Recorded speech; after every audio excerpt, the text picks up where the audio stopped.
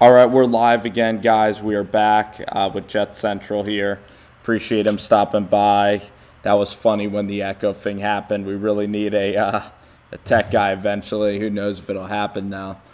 So you said Clemson was the team that Alabama you wouldn't want them to play.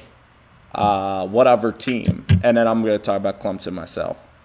Yeah, I would say, it's kind of ironic or interesting I say this, but I would say Ohio State probably has the best chance to, along with Clemson, to knock off an Alabama in like a one game elimination game. But I don't think Ohio State's a top four team. I don't think they should make the postseason. Even if Ohio State wins out, you're saying they're not going to make the postseason? Well, as of today, I don't view them as a top four team. Right now, I would say the top four teams probably Alabama one, Clemson two. I'm not as sold on as LSU as everybody else. I'm not a big believer in Burrow. I can't buy into it. Okay, they have a great defense. They do have that great running game. They have a good offensive line play. But overall, I just can't buy into LSU. I mean, who are your top four right now? Yeah. Like I like Burrow actually better than a lot of people. Like I actually think he has like skill. I think that Joe Burrow's a gamer. I've loved what Joe has done in terms of the Georgia game. Like he will take opportunities and shots. I love the offensive coordinator Ensminger's really surpassed everything I ever had for Coach E. You know, when Ensminger was hired back with Coach O.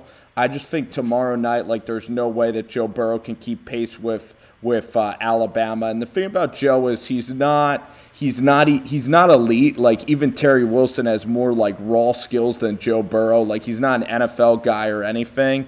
But Joe is still a guy that's a complete gamer. I still like Burrow, but I agree that Alabama's going to beat LSU and eliminate them from the playoff because they lost to Florida.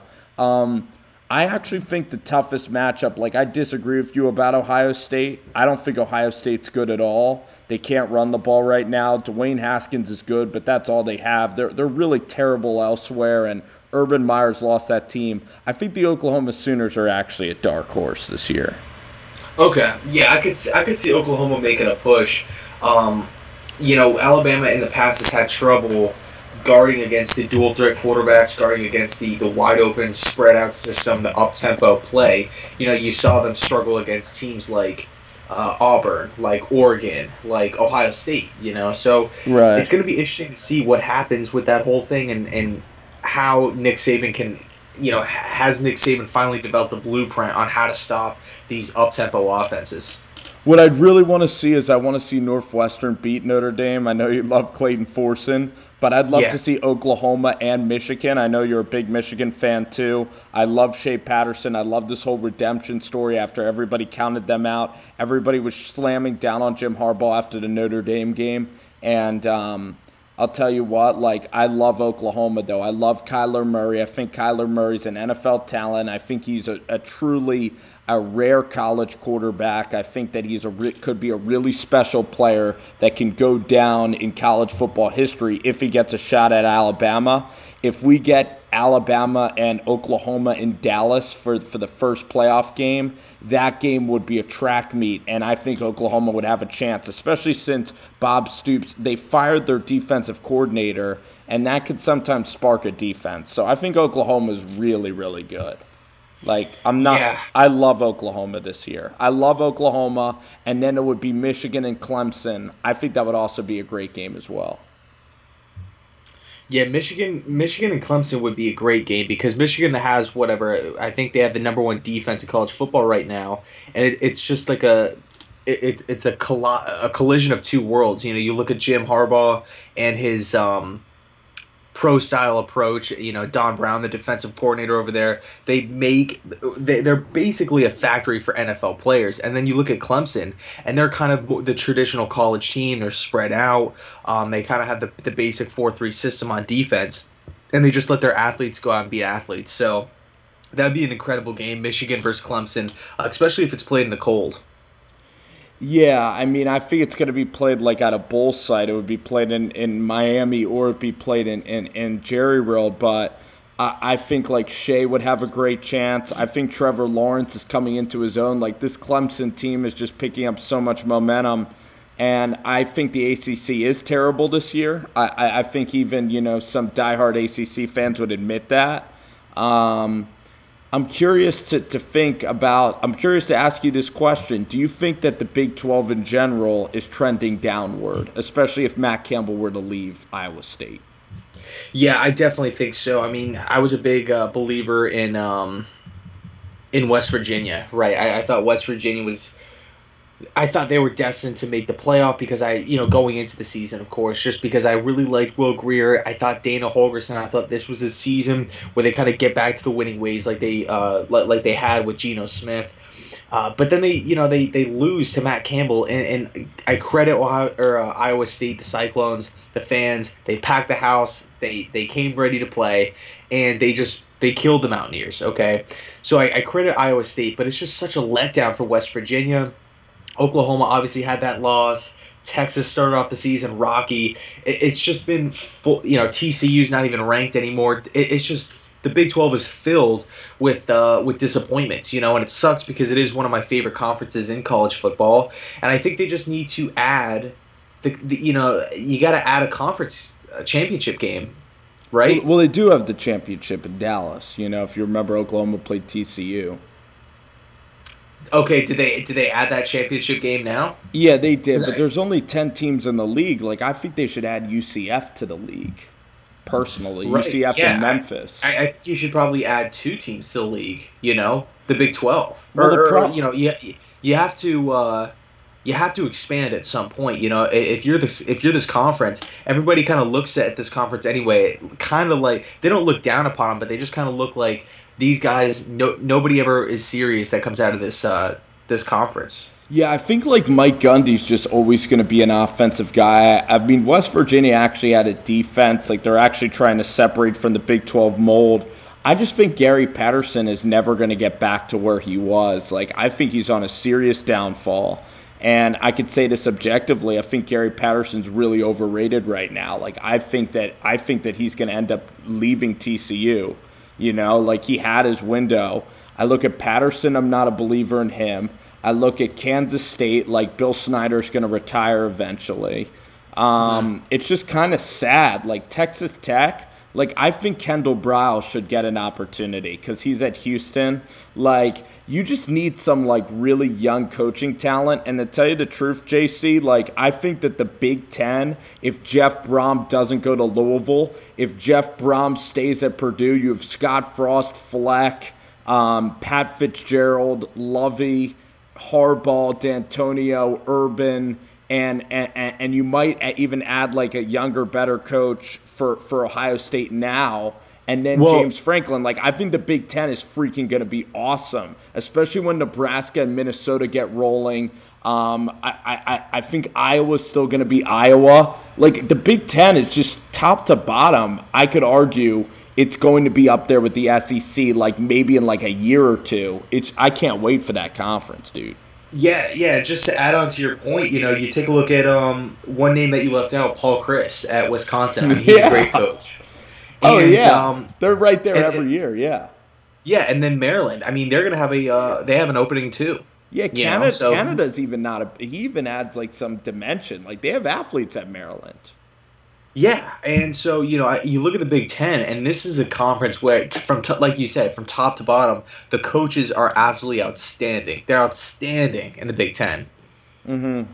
Yeah, dude, the Big Ten is going to be interesting. I think if USC gets a good guy, I think UCLA, even Arizona's playing better right now. Like, I think Sumlin and Kelly are going to turn it around. Like, I've liked how they've progressed this year. What about you? What do you think about the Pac-12 guys right now? Yeah, I mean, I'm actually looking in the chat right now. My buddy Doug is in the chat. I mean, famous Doug. He's in all the comments. Lass? Yeah, yeah. And we got to get Lass on here. We got to get a steel cage match about Todd Bowles.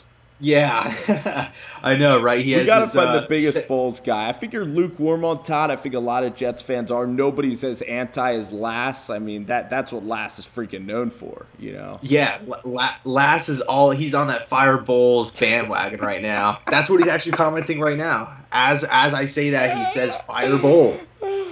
The day when But no, Todd Bowles is fired, that super chat better be like a 25. It better be a big time donation. but yeah, I mean, he just brought up the good point. Herm Edwards. I mean, Herm Edwards in Arizona State right now. I mean, I look at Arizona State. I love the direction. I didn't like the hire, but I love the direction that they're heading in. Sumlin in Arizona, I think he's kind of like an up and coming, or that's an up and coming program. You look at Chip Kelly. I think he'll turn it around within a few seasons. I mean, that team was built to run kind of like the Jim Mora, multiple style of offense. Josh Rosen, they lost a few offensive linemen. You take a look at whenever a new head coach steps into whether it's a professional franchise or a college program, it's going to take some time to turn things around. Not everybody is Jim Harbaugh. Not everybody can just step right into a situation and just at the snap of their fingers create this winning culture and just create a dynasty. Not everybody can do that. So when you look at Chip Kelly, when you look at guys like Scott Frost, Kevin Sumlin, guys that are new in their roles, PJ Fleck, I think it's going to take some time. Okay, but I do believe in all these guys. I loved every single hire. There was even some more. There was UCF got the what? Joe Moorhead at Mississippi State. Yeah, Moorhead. I mean, we have Chad Morris in Arkansas. I like that hire. It's just going to take some time. We have Heupel at UCF, Dan Mullen at UF. So there are some good guys. There were some good coaches that got hired this offseason. You just have to roll with the punches, take the ups with the downs. Yeah, I really find myself rooting for Herman Edwards because it's kind of similar to the John Gruden thing where everybody on social media just hates on the old dude that gets back in coaching, and they thought the hire was out of left field. And I love seeing people that are such bullies online, like that are such like those NFL or college media guys that only want to hire like certain names. I love when they're wrong. So I would love nothing more than to see Herm like get it rolling at Arizona State. I think he's similar to Gruden. I'm definitely more of a believer in Chucky. I've liked Chucky even more than Herman Edwards. I never disliked Herm. I've kind of actually liked Herm as well. But to see Herm do well would just kind of really, I would love that because everybody was so anti-Herm, What are your thoughts on Chad Morris, Arkansas, the program right now? Where they're going, because they've definitely disappointed this season, but they're still young. Yeah, there's so much youth in that program right now. I'm just really excited for the Razorbacks. Yeah, I love Coach Morris too. I was lukewarm on Jeremy Pruitt. He's done great. It's very hard to. It's actually you can easily sell. You could buy all these programs right now.